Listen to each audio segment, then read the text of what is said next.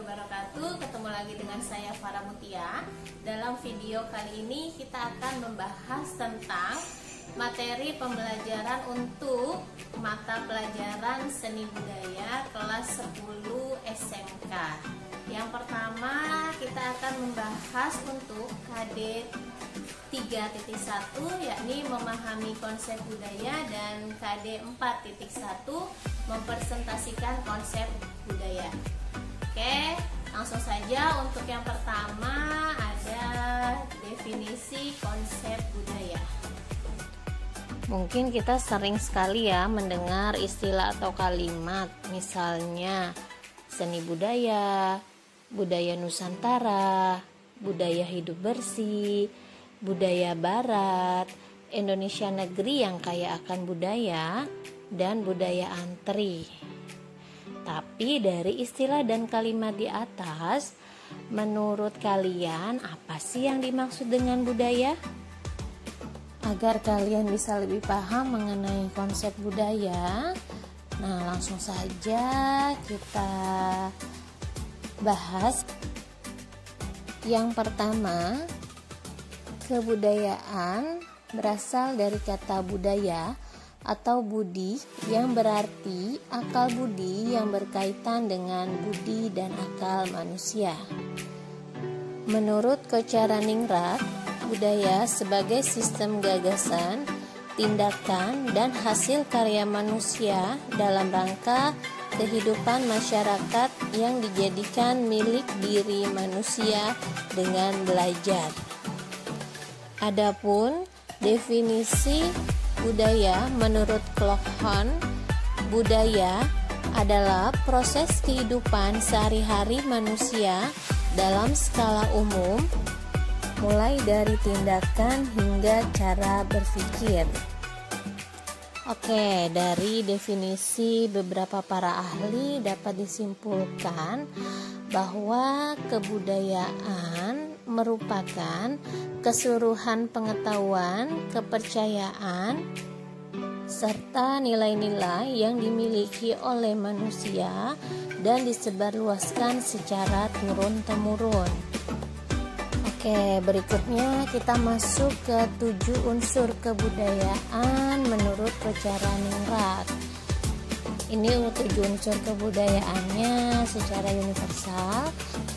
Yang pertama, bahasa. Bahasa suatu pengucapan yang indah dalam elemen budaya dan biasanya dijadikan sebagai alat perantara manusia untuk meneruskan atau mengadaptasikan kebudayaan. Adapun bahasa dibagi menjadi 2, yakni lisan dan tulisan.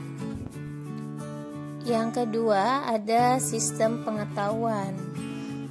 Unsur ini berkisar pada pengetahuan tentang kondisi alam dan sifat-sifat peralatan yang dipakai. Sistem pengetahuan ini meliputi ruang pengetahuan tentang alam, flora dan fauna, waktu, ruang dan bilangan, serta sifat-sifat dan tingkah laku sesama manusia. Yang ketiga ada sistem teknologi dan peralatan. Biasanya untuk sistem teknologi dan peralatan ini adalah kelengkapan atau peralatan manusia dalam menjalani hidupnya. Di mana menurut Kocaraningrat, sistem teknologi dibagi menjadi beberapa macam, yakni alat-alat produksi, wadah, senjata, makanan dan minuman, pakaian, dan alat-alat rumah tangga. Yang keempat ada kesenian. Kesenian dimaknai sebagai hasrat manusia terhadap keindahan. Nah, bentuk keindahannya ini beraneka ragam. Biasanya timbul dari imajinasi kreatif yang dapat memberikan kepuasan batin bagi manusia. Adapun pemetaan bentuk kesenian ini terbagi menjadi 4, yakni seni rupa, seni musik, seni tari, dan seni teater. Yang kelima ada sistem mata pencarian. Sistem mata pencarian ini merupakan segala usaha manusia untuk mendapatkan barang dan jasa yang dibutuhkan. Biasanya meliputi berburu, mengumpulkan makanan, bercocok tanam, peternakan, perikanan, dan perdagangan. Berikutnya unsur keenam yakni sistem religi. Sistem religi di sini adalah perpaduan antara keyakinan dan praktek keagamaan yang berhubungan dengan hal-hal suci dan tidak terjangkau oleh akal.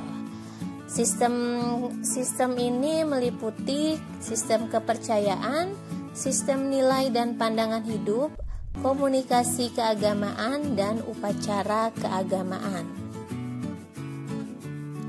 Dan yang terakhir, yang ketujuh ialah sistem kekerabatan atau organisasi kemasyarakatan, di mana dimaknai sebagai sekelompok masyarakat yang anggotanya merasa satu dengan sesamanya. Organisasi ini biasanya meliputi kekerabatan, asosiasi dan perkumpulan, sistem kenegaraan, sistem kesatuan hidup, dan perkumpulan.